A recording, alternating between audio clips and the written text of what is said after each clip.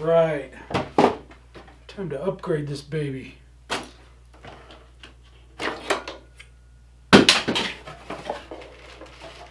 Oh, yeah. Wait, what the? So this is one of these stories that I just have to share because I just find a lot of humor in it. So a couple months ago, I posted a video on how Resolve was just kind of being a drag when it comes to video editing. And I thought the video card itself, the GPU card, was probably the main problem. It seemed to be lagging a little bit. And like, here's a little clip of the editing. As you can see, it's real jerky. It really made it hard to try and make your cuts because you really couldn't tell where you were making the cuts because it was just so jerky.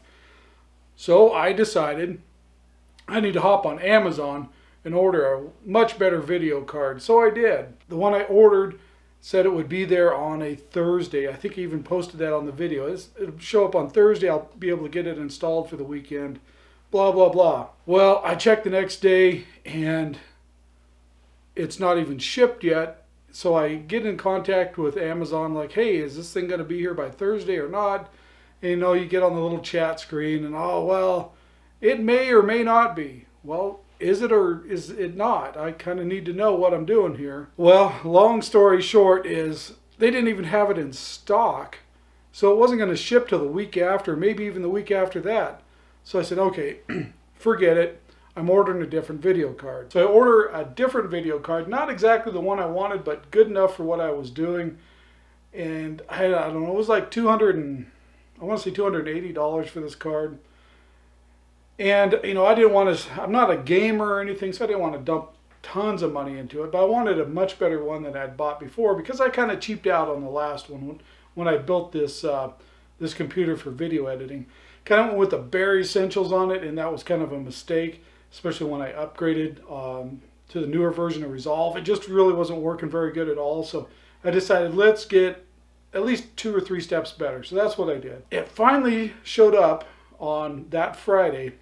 And I was just super excited. I brought it in, opened up the computer, took the old card out, put the new one in, and guess what? Little did I know. Now, I'll be the first to admit, I'm not a computer expert by any stretch of the imagination. I do not know these newer video cards, these higher end video cards, had their own power connection from the power supply on them. Here's a look at that connection on this card. I had paid no attention to this when I ordered it, tried to install it, and I was like, oh man, this thing's got its own power connection. Well, fortunately, the power supply I had tons of extra connectors on it. Do you think a single one of those was the right connector? Of course it's not the right connector. Why could it be that easy? So I looked on Amazon, an adapter to adapt one of the plugs that are on there over to this 6 or 8 pin plug that's on there. You know, like they're $7. So I was like, I could order one, but I want to edit videos this weekend. So how am I going to do that and edit videos and not pull my hair out? So that started the process of why my desk now looks like this instead of like it used to. Since I'm impatient and didn't want to wait till Monday or Tuesday the next week to get the little adapter, I go in, my wife's just sitting there. We're thinking we're going to have a nice relaxing Friday at home. This is like 1 o'clock in the afternoon when the package actually showed up. And I walk in and say, so how do you feel about going to Boise today? Are you kidding me? So off to Boise we go. Now Boise is about a 2.5 hour drive from our house. Now on the way over, of course I'm thinking in my mind what I need to buy and do to get this thing operational. About halfway over it dawns on me, hey, that new video card only has one HDMI connector and I think 3 DP ports or display ports on it. That doesn't seem like a problem until you realize that none of your monitors have a DP port on it. Hey, I was just thinking about that video card. I don't think it's going to work with the monitors I've got, so I may need to get a new monitor. So I happened to remember that the week before when we were over, Costco had a 32-inch curved screen monitor for like $190 or whatever it was. And I thought, man, I bet you that has a DP port on it. And in fact, it does. So what I need over there is a power supply or an adapter for my current power supply. I need a monitor that will work with the new card. So it seems like a pretty simple process. And I'd already kind of picked out a power supply at Best Buy online. Well, I don't go into Best Buy very often. Mainly because there's not one very close, and second is I always feel like I'm being pounced on every time I walk in there. Everybody asks me if I need something, and I hate it. So I get into Best Buy, I find the power supply, and in the store it's $40 more than it is online. Talk to the sales guy, he's like, oh yeah, we'll honor our online price, it's not a problem. Try doing that at Walmart. Those ding-dongs won't honor their online pricing. Irritates the heck out of me. While I'm there, I spot the memory cards that match the ones I already have in the computer. I had 16 gig of onboard RAM. I'm looking at these and I'm like, man, while I'm here, I might as well buy those too, right? What I walk away with is a new power supply, which was like $210. Memory, which was like $80. A new monitor, which was like 180 some bucks. Now mind you, this upgrade to my computer, this video upgrade, was only supposed to take about $200, maybe a little over. We're up to like $700 on this computer to upgrade it. Not to mention you can't get out of Costco with like $500 worth of groceries. So I'm all excited. We get home, I put the power supply in, get the memory installed, I go to boot up the computer and it won't boot. I think, what the heck did I just do to this thing? Why will it not boot? Well, come to find out, I'd plugged the wrong cable into the GPU. So after I figured that out, plugged the right cable into the GPU, it finally booted. So that's only part of the story. I break the new monitor out of the box and discover, hey, this thing doesn't have the VESA mount, or VESA, however you say it, the VESA. It's the mount that allows you to put a monitor on an arm like this and swing it around however you want to do it. That caused a problem because my desk was set up based on mounting these monitors to where I could just swing them around and move them. So I studied it a little bit and then discover, even if it did have the mount, I wouldn't have room underneath my cabinet to mount this thing if it's on an arm. So I go, okay, well, I'll just use the desk mount and see how it works out. As you can see back here, it clears the door on the cabinet, sitting down on the desk, and it works out pretty good. But the only problem was it didn't fit because my radio was there. Yeah, I had to move everything on my desk to make this stupid monitor fit. Now mind you, it was pretty late on Friday when I discovered all this, so I said, heck with it, I'm doing this on Saturday. So Saturday rolls around, and tearing apart my desk to rebuild it, it's not my idea of fun, but I decided I have to do it, so I went ahead and did it. Turned it into an all-day project, rewiring, getting everything set up the way I like it. And actually, after I was done, I like this setup so much better than the other one. Everything's within easier reach than it was before. It looks cleaner. I just really like this setup a lot more. So it was a good thing to come out of a lot of headache. Now the one thing that happened is before I had 3 monitors set up here at the desk. 1 for the radio and then 2 for the computer. Well, I looked at this, I just couldn't really find a good way that didn't look overly crowded and just looked cluttered to use 3 monitors. So I went with this setup. And the way I'm using this is I can switch this monitor between the radio and the computer. So when I'm using the radio, I switch this monitor just for the radio. Just switch it over that. And only have 1 monitor for the PC. So far it's working okay. I'm not sure how it's going to work when I'm contesting, and I don't contest all that much, but you know, some. So when I'm contesting, I may wind up adding a 3rd monitor, just kind of jury-rigged up here to put an extra monitor up, because I'm so used to using multiple monitors on the PC, it's just really handy.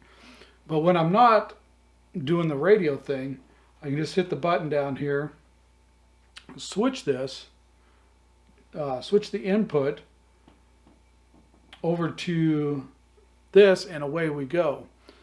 And when I'm video editing, it's essential for me to have this 2nd monitor.